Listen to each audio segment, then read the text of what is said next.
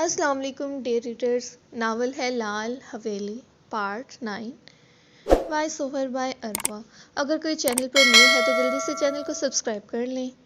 Novel کا آغاز کرتے ہیں۔ سحر اب زاروں کے تار روتی ہوئی اس کی حرکات دیکھ رہی تھی۔ سالار کا دل کر رہا تھا کہ اسے کسی طرح خاموش کروائے۔ اس کے آنسو سالار شاہ کو تکلیف پہنچا رہے تھے، مگر وہ جانتا تھا سحر آج ہرگز خاموش نہیں ہوگی۔ جیسے وہ اپنے جذبات کو خاموش نہیں کروا پا رہا تھا، اسی طرح سحر بھی اپنے آنسوؤں کو روکنے سے قاصر تھی۔ سالار آہستہ سے اس پر لیٹا اور دونوں بازو اس کی طرف میں رکھتے نظریں اس کی نم آنکھوں میں گاڑ دیں۔ پلیز ایسے مت کریں ابھی، وہ روتے ہوئے بولی۔ ابھی اور اس کی بات مکمل بھی نہیں ہوئی تھی جب اس نے اپنے رخسار پر لمس محسوس کیا۔ سالار اب اس کے سرخ پھولی ہوئی گال پر اپنے ہونٹ رب کرتا اسے بے چین کر رہا تھا۔ اس وقت اس کے دل و دماغ میں منت دور دور تک نہیں تھی۔ سحر کے آنسو روانگی سے بہہ رہے تھے، مگر سالار شاہ ان کی پرواہ کیے بغیر اس کی گردن میں چہرہ چھپا گیا تھا۔ لٹل ڈول، ایم سوری، آج تمہیں سالار شاہ کو خود پر سہنا ہی ہوگا، اس لیے بہتر ہے خاموشی سے مجھے جھیل لو۔ یوں رو کر تم میرے جذبات کو مزید بھڑکا رہی ہو، وہ بھوجل پن سے بولا تو سحر کو لگا حیرت سے اسے گھش پڑ جائیں گے۔ سالار شاہ اس سے کیسے بات کر رہا تھا، مگر اس کی بات کے معنی سحر کو مزید رونے پر مجبور کر دیا۔ سامنے والا بھی سالار شاہ تھا، وہ بغیر اس کے رونے کا احساس کیے اپنی منمانیاں کرتا چلا گیا۔ جب اس کے شدتوں نے سختی اختیار کی تو سحر پھوٹ پھوٹ کر رونے لگی تھی۔ تب سالار شاہ کو بھی اس کی نزاکت کا خیال آیا اور اس کے بعد اس کے لمس میں نرمی ہی نرمی رہی تھی۔ رات کے 4:30 بجے جب اس نے سحر کو آزاد کیا تو اس نازک جان کا وجود تقریباً ٹوٹ ہی چکا تھا۔ سالار اسے باہوں میں بھر کر نیند میں چلا گیا، جبکہ وہ نازک تتلی اس کی گرفت میں صحیح سے اپنا غم بھی ہلکا نہیں کر پا رہی تھی۔ رات کی طرح اب بھی اس کی زبان پر انہی الفاظ کی رٹ تھی، اورے بابا سائیں مجھے بچا لیں، پلیز مان لالا میرے پاس آ جائیں پلیز۔ 5:30 بجے سالار نماز کے لیے اٹھا تو وہ اس کی گرفت میں یوں ہی بکھری پڑی تھی۔ اس کی آنکھیں کل رات اس پر بیتی چیخ چیخ کر بتا رہی تھی۔ شاید وہ ابھی تک سوئی نہیں تھی، بس روئے جا رہی تھی۔ سالار کا دل تھا کہ اسے بھی نماز کا کہے، مگر اس کی حالت کے پیش نظر خاموش رہا۔ جب وہ مسجد سے نماز ادا کر کے لوٹا تو سحر تب بھی اسی طرح لیٹی تھی۔ اس نے سالار کو دیکھتے ہوئے روتے ہوئے بمشکل کروٹ سالار کی طرف بدلی تو سالار کو اپنے سینے میں تکلیف اٹھتی محسوس ہوئی تھی۔ اس نے بہت کوشش کی تھی کہ اسے تکلیف مت ہو، مگر وہ اس قدر نازک تھی کہ سالار کی شدتوں کو بہت ہلکی آنچ پر بھی نہیں سہن کر پائی تھی۔ ہاں، بیچ میں ایک وقت آیا تھا جب سالار خود کو قابو نہیں کر پایا تھا اور وہ ٹوٹ کر سحر پر برسا تھا، مگر اس پر جب وہ شدت سے روئی تو سالار نے کچھ ہی لمحوں میں خود کو کنٹرول کر لیا۔ اس کے بعد تو اس نے بہت نرمی سے اپنے جذبات سحر کے وجود پر رقم کیے تھے، مگر اب سحر کی حالت اسے تکلیف پہنچا رہی تھی۔ وہ آہستہ سے چلتا اس تک آیا، مگر ابھی وہ اس کے قریب بیٹھتا کہ سحر نے تکلیف کے باوجود پیچھے ہونے کی کوشش کی تو سالار تکلیف سے آنکھیں بند کر کے کھولتا اس سے فاصلہ قائم کر گیا تھا۔ یہاں تک کہ 7 بجنے والے تھے، مگر سحر کی ابھی بھی حالت وہیں کی وہیں تھی۔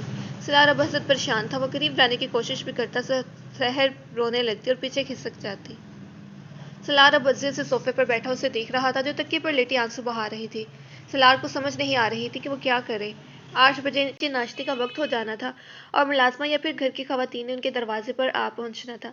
سالار چاہتا تھا وہ کسی طرح سحر کو اٹھا کر واش روم تک چھوڑ آئے تاکہ وہ شاور لے سکے، پھر اس کے وجود پر موجود خراشوں پر کوئی ٹیوب لگا دے، کم از کم اس کی تکلیف میں کچھ تو ازالہ ہو۔ مگر سحر تو اسے قریب ہی نہیں آنے دینا چاہتی تھی۔ آخر کار سالار نے ایک فیصلہ لیا اور اس نے سیل اٹھایا۔ نور شاہ کا نمبر ملا کر اس نے سیل کان سے لگایا تھا۔ السلام مورے، جی میں اٹھ گیا ہوں، اس نے نور شاہ کو جواب دیا تو اس کی آواز پر سحر مزید دکھی ہوتی روئی تھی۔ جی وہ بھی اٹھ گئی ہے مورے، آپ ابھی میرے کمرے میں آ جائیں، ضروری کام ہے کچھ۔ اس کی بات پر سحر خود پر کمبل مزید اچھے سے اوڑھ گئی، یعنی اب وہ اسے خود کے دیے گئے زخموں پر اپنی ماں سے مرہم رکھوانا چاہتا تھا۔ سحر نے تلخی سے سوچا اور آنکھیں میچ گئی، اور وہ اس وقت کسی کا سامنا نہیں کرنا چاہتی تھی کیونکہ وہ واقف تھی حویلی کی کسی بھی فرد کو دیکھ کر وہ ضبط کھو کر چیخنے لگے گی۔ وہ جانتی تھی کہ اس کی مورے پہلے ہی منت کی موت اور اب اس کی بے رنگ زندگی کو لے کر بہت فکر مند ہے۔ وہ اب اپنی وجہ سے انہیں مزید تکلیف میں ہرگز نہیں دیکھنا چاہتی تھی۔ مورے آ رہی ہیں، تمہاری حالت کچھ سمیٹ دیں گی، کوشش کرنا کہ خود کو رونے سے باز رکھو۔ کال کاٹتے اس نے سنجیدگی سے سحر سے کہا۔ بات یہ نہیں تھی کہ سالار شاہ کسی سے ڈرتا تھا، اس نے ایسا صرف اس لیے کہا تھا کہ وہ اپنی مورے کی نظروں میں اپنے لیے بے یقینی ناراضگی نہیں دیکھ سکتا تھا۔ سحر کا دل کیا کہ کہہ دے کہ اب خوف آ رہا ہے، مگر وہ سالار سے بات نہیں کرنا چاہتی تھی، اس لیے خاموش رہی۔ اگلے ہی لمحے دروازے پر دستک ہوئی تو سالار نے بھجی سی آواز میں جی آ جائیں کہا تھا، جبکہ سحر اب آنکھیں بند کر چکی تھی۔ اب اس کا دکھ مزید بڑھ رہا تھا۔ کیا ہوا بیٹا، سب ٹھیک تو ہے؟ وہ ایک نظر سوئی ہوئی سحر پر ڈالتی سلار سے بولی، جب صوفے سے اٹھتا ان تک آیا تھا۔ سلار کو اپنا مدعا بیان کرنے کے لیے صحیح الفاظ کی تلاش تھی جو اس وقت اسے نہیں مل رہے تھے۔ مورے وہ اتنا کہہ کر ہی خاموش ہو گیا کیونکہ اسے اپنی ماں کے سامنے ایسی بات کرتے بے حد شرمندگی ہو رہی تھی۔ دوسری طرف سحر کا وجود ضبط کے باوجود اب بری طرح کپ کپا رہا تھا۔ کیا ہوا سحر کو؟ نور بیگم کی آواز میں اب ذرا پریشانی تھی۔ تبھی ان کی نظر سحر پر گئی جس کا وجود کمبل میں کانپ رہا تھا۔ وہ تیزی سے اس کی طرف بڑھی اور کمبل اس کے چہرے سے ہٹاتے دونوں ہاتھوں میں اس کا چہرہ بھرا۔ سلار اب عزیز سے وہیں کھڑا تھا، دل کر رہا تھا کہ کسی طرح منظر سے غائب ہو جائے۔ سحر میری جان، آنکھیں کھولے بچے، کیا ہوا ہے آپ کو؟ وہ اس کا رویا رویا سوجا چہرہ دیکھتی اور سخت پریشان ہوتی اس کا سر اپنی گود میں رکھتی بولی تو سحر کا ضبط ٹوٹ گیا۔ وہ اچانک ہی ان کی گود میں چہرہ چھپاتی بچوں کی طرح رونے لگی تھی۔ نور شاہ نے اب سوالیہ نظروں سے سلار کی طرف دیکھا جو نظریں چکا گیا۔ سحر بیٹے کیا ہوا ہے، کچھ بتائیں تو صحیح، وہ بے چینی سے بولی۔ البتہ سحر اب ہچکیوں سے رونے لگی تھی۔ سلار تیزی سے آگے بڑھا اور جھٹکے سے اس نے کمبل سحر سے ہٹایا تھا اور خود اذیت سے رخ موڑ کر کھڑا ہو گیا۔ سحر اب مزید تیزی سے رونے لگی تھی۔ اس نے سلار کی بلیک ٹی شرٹ پہن تو رکھی تھی مگر اس کے بازو ہاف تھے اور وہ پیٹ سے بھی کھسکی ہوئی تھی۔ نور بیگم پل میں ہی ماجرا سمجھی۔ انہوں نے جلدی سے اٹھ کر کمبل واپس سحر پر اچھے سے ڈالا اور غم و غصے سے بے حال ہوتی سلار تک آئیں۔ انہیں یقین نہیں آ رہا تھا کہ یہ ان کے بیٹے کی حرکات ہیں۔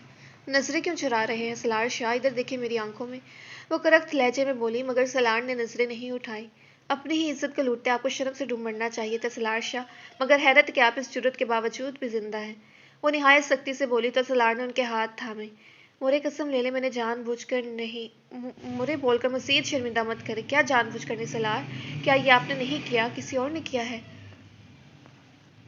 وہ غصے میں بولی تھی مگر سلار کو ان کی آخری بات پر آگ لگی تھی۔ مورے، وہ جبڑے بھیجتا دھاڑا تو انہوں نے افسوس سے اسے دیکھا۔ آج دیکھ لی میں نے آپ کی مردانگی جو عورت ذات پر ہی چلتی ہے۔ میں تو اس غلط فہمی میں مبتلا تھی کہ میرے بیٹے بہت بہادر بہت نڈر ہیں، مگر میں غلط تھی سلار شاہ، آپ نے مجھے غلط قرار دے دیا۔ وہ پھر سے چلائی تو سلار نے عزت سے ان کی جانب دیکھا جبکہ سحر اب بھی رو رہی تھی۔ آپ نے تو اپنی ہوس پوری کر لی، اب بتائیں میں کیا جواب دوں گی ان کے ماں باپ کو، ان کے بھائی کو، آپ کے بابا کو اور آغا سائیں، سب کو کس منہ سے بتاؤں کہ میرے بیٹے نے اپنی ہی بیوی کو چیر پھاڑ دیا۔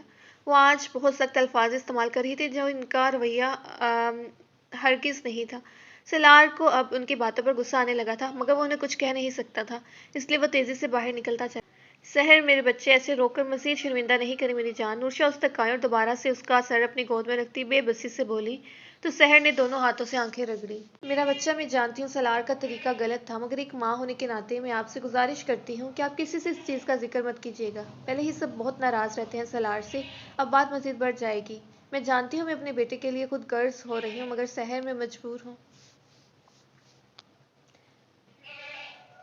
ان کے آس بھرے لہجے پر سحر کو دکھ ہوا۔ وہ سمجھ سکتی تھی کہ وہ بھی ایک ماں ہے اور وہ ٹھیک ہی تو کہہ رہی تھی، پہلے ہی سلار سے سب ناراض تھے، اب مزید ہو جاتے۔ تائی امی ایسے تو مت کہیں، میں کسی کو کچھ نہیں کہوں گی، احترام سے بولی تو نور شاہ نے اس کی نم آنکھیں صاف کی۔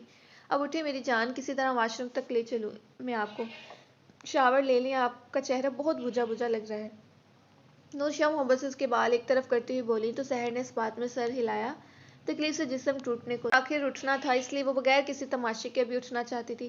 نور شاہ نے اسے سہارا دے کر کھڑا کیا، پھر اسے واش روم لے گئی۔ اس کی الماری سے خوبصورت سا پرپل کلر کا ڈریس نکال کر اسے تھمایا اور خود باہر بیٹھ کر اس کا انتظار کرنے لگی۔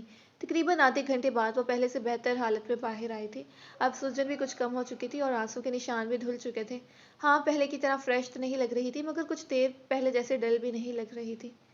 شاور کا ہی اثر تھا کہ اس کی تکلیف میں قابل قبول کمی واقع ہو چکی تھی۔ اب ہلکا سا میک اپ کر لیں اور بال بنا کر نیچے آ جائیں، اب میں چلتی ہوں، آپ کے مورے انتظار کر رہی ہوں گی کچن میں۔ وہ اس کی پیشانی چومتی ہوئی محبت سے بولی تو سحر نے دھیما سا مسکرا کر اس بات میں سر ہلایا۔ نورشا کمرے سے گئیں تو وہ آہستہ سے چلتی ڈریسنگ تک آئی اور بالوں کے برش کر کے انہیں کھلا ہی کیچپ میں چکر دیا، ساتھ آگے سے 2 لٹیں بھی نکال لیں۔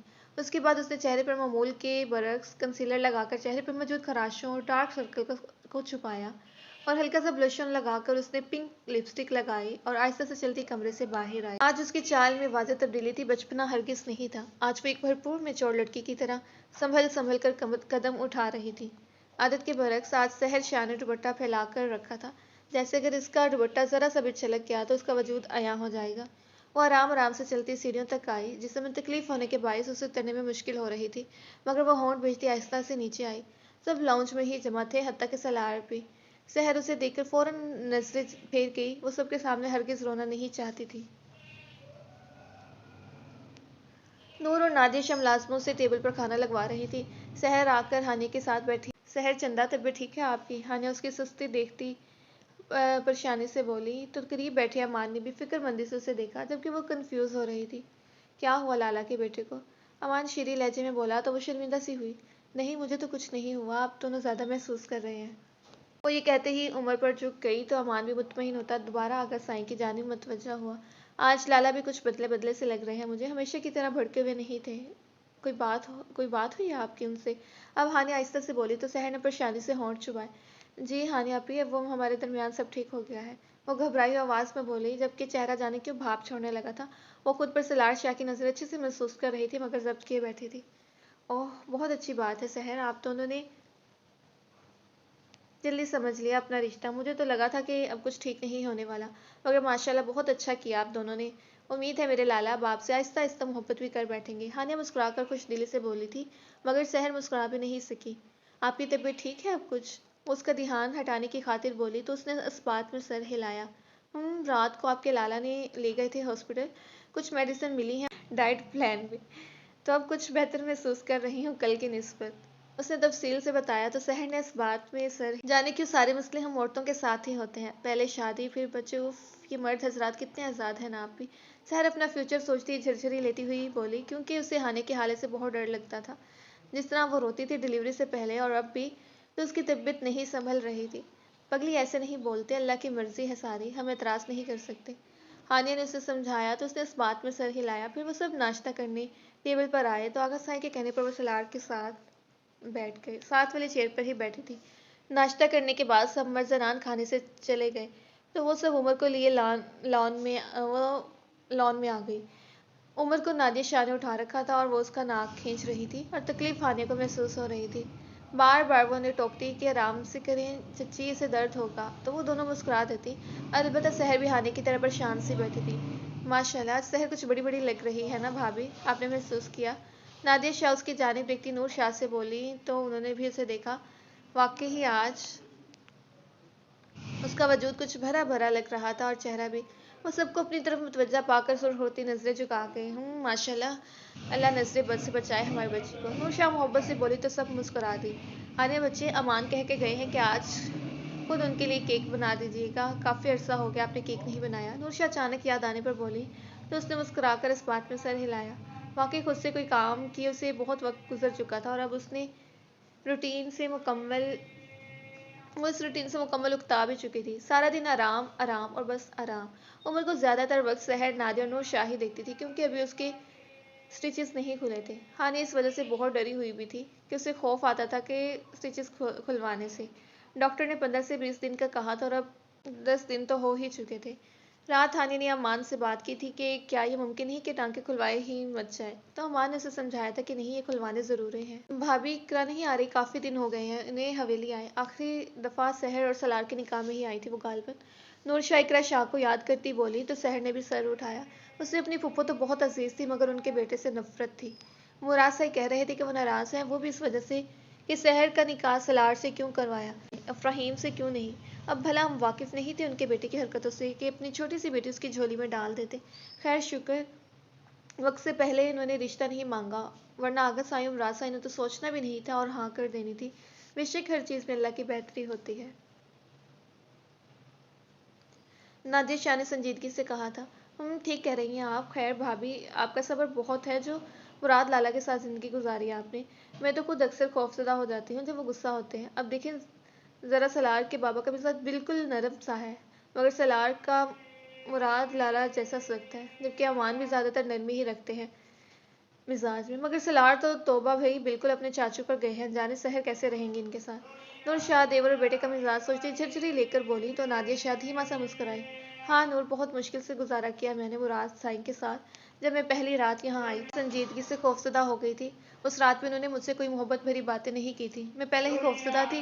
اگلی صبح جب اٹھی تو کانوں میں سیدھا ان کے دھاڑنے کی آواز گونجی تھی۔ ملازمہ بیچاری نے 3 مرتبہ سے زیادہ بار دروازہ بجا دیا تو وہ بھڑک ہی اٹھے تھے۔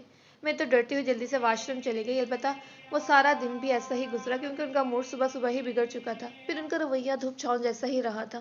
ہمیشہ کبھی غصہ تو کبھی محبت. کہا کرتی تھی کہ مشہور محاورہ ہے کہ ایک دفعہ توڑ کر پھر جڑتا ہے مرد. تو کچھ یہی سمجھ لیں. مگر امان کی پیدائش پر انہوں نے بہت محبت دی تھی مجھے. جس طرح آج کل امان ہانے کا خیال رکھ رہے ہیں اسی طرح خیال رکھتے تھے میرا مراد سے. منت اور سحر کی دفعہ بھی بہت خیال رکھا انہوں نے میرا. تو سمجھے جیسی گزری اچھی گزری. اب میری دعا ہے کہ اللہ میری بچی کی زندگی میں سکون ہی سکون عطا فرمائے. میں تو چلو کچھ مضبوط تھی، سب سہ لیا. یہ بہت نازک ہے. امان یا مراد صاحب کبھی اونچی آواز میں انہوں نے کوئی بات کہہ دے تو رونے لگتی ہے، اس لیے بس ان کی جانب سے فکر لگی رہتی ہے مجھے.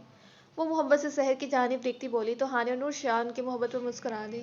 بھابھی ویسے میں سوچتی ہوں کہ اللہ نے بیٹے جتنے مضبوط اور ہمت والے عطا کیے ہمیں، بیٹیاں اتنی ہی نازک اور کمزور دی. اب یاد کریں ذرا، ایک دفعہ انجیکشن لگوایا تھا ہانیہ نے اور رو رو کر آسمان سر پر اٹھا لیا تھا. اور سحر تو بات بات پر یوں ہی روتی رہتی ہے. نکاح کے روز تو حالت ہی بگڑ گئی تھی ان کی. شام کو سب نے ساتھ کھانا کھایا تھا. سحر نے سلار کے لیے خود کوفتے بنائے تھے اور ہانیہ نے امان کے لیے کیک. دونوں کو ہی اچھا لگا تھا. امان نے تو اظہار کیا تھا، مگر سلار نے خاموشی سے کھانا کھایا اور اٹھ کے کمرے میں چلا گیا تھا. نور شاہ سوچ رہی تھی کہ غلطی سلار کے بہن کی اپنی تھی. وہ شوہر تھا تو اس نے اپنے جائز حقوق ہی لیے تھے. اس میں کیا قباحت تھی کہ اس نے اپنی بیوی سے اپنے حقوق لیے تھے. بے شک اس کا طریقہ تھوڑا غلط تھا جس پر انہیں غصہ آیا تھا. اس نے ضرورت سے زیادہ ہی سختی کی تھی جو سحر کے لیے سہنا مشکل تھی، وہ بھی پہلی دفعہ ہی میں. مگر جو بھی تھا انہوں نے سلار کو زیادہ سنا دیا. وہ شرمندہ تھی. وہ جانتی تھی سلار بہت غصہ تھا ان دنوں، شاید اس لیے اس نے سحر پر غصہ نکال دیا ہوگا. آہستہ آہستہ سب سونے کے لیے چلے گئے جبکہ سحر خوفزدہ تھی کہ کہاں جائے. وہ سلار کے پاس جانے سے بھی ڈر رہی تھی اور کہیں جا بھی نہیں سکتی تھی. لاؤنج میں بیٹھی رہتی تو کوئی نیچے آ کر اسے دیکھ لیتا اور کیا سوچتا. پھر وہ ہمت کرتی آرام سے اٹھی اور اوپر آئی. تبھی اس کی نظر اپنے سابقہ کمرے پر گئی تو سحر کی آنکھیں چمک اٹھی. وہ جلدی سے اندر داخل ہوئی اور دروازہ لاک کرتی بیڈ پر آئی. اس نے لائٹ آف کی اور آرام سے بیڈ پر لیٹ گئی. ابھی اسے لیٹے 10 منٹ ہی ہوئے تھے جب اس کا فون رنگ ہوا. اس نے نمبر دیکھا تو سلار لالا لکھا تھا. سحر جھٹکے سے اٹھ بیٹھی. دل اب دھک دھک کر رہا تھا اور شرمندگی بھی ہو رہی تھی کہ اس نے ابھی تک سلار کا کانٹیکٹ نیم کیوں نہیں بدلا. پھر کچھ سوچ کر اس نے یس کرتے سیل کان سے لگایا جبکہ ایک ہاتھ دل کے مقام پر رکھا تھا تاکہ اپنی دھڑکنیں سنبھال سکے. کہاں ہو؟ ابھی وہ کچھ کہتی کہ سلار کی سنجیدہ سی آواز سنائی دی. میں اپنے روم میں. وہ حلق تر کرتی بولی تھی جبکہ دل کانپ رہا تھا. سلار شاہ، تم اس وقت اپنے کمرے میں موجود نہیں ہو جو مجھے ہرگز قبول نہیں. تو ابھی آ کر اسی وقت کمرے میں آؤ. سلار کی آواز پر اس نے منہ بسورا. وہ کیا کہتی کہ آپ کے سامنے نہیں آ سکتی. مگر مجھے نیند. مگر کچھ نہیں، ابھی کے بھی کمرے میں آؤ اینڈ دیٹس اٹ. سلار نے کہتے ساتھ ہی کال کاٹ دی تو سحر نے پریشانی سے ہونٹ چبائے. اب کیا کرنا چاہیے تھا اسے کچھ سمجھ نہیں آ رہی تھی. مگر سلار کا لہجہ یاد کرتی وہ اٹھ کر کمرے سے نکلی تھی. پھر وہ بغیر دستک کے اپنے حالیہ کمرے میں داخل ہوئی. سامنے سلار شرٹ لیس صرف وائٹ جینس میں ہی بیڈ پر لیٹا تھا جبکہ جسم پر کوئی لحاف بھی نہیں ڈال رکھا تھا. سحر شرمندہ سی ہوتی دروازہ بند کرتی اندر آئی. سلار نے گہری نظروں سے اسے دیکھا جو کنفیوز اور خوفزدہ تھی. سلار نے کہا یہاں آؤ میرے پاس. سلار سنجیدگی سے بولا تو سحر نے جھٹکے سے نظریں اٹھا کر اسے دیکھا جو اسی کو گھور رہا تھا. جاری ہے. یہ تو ریڈرز ملتے ہیں نیکسٹ پارٹ میں. اپنا خیال رکھیے گا اور چینل کو سبسکرائب کرتے ہوئے جائیں. اللہ حافظ.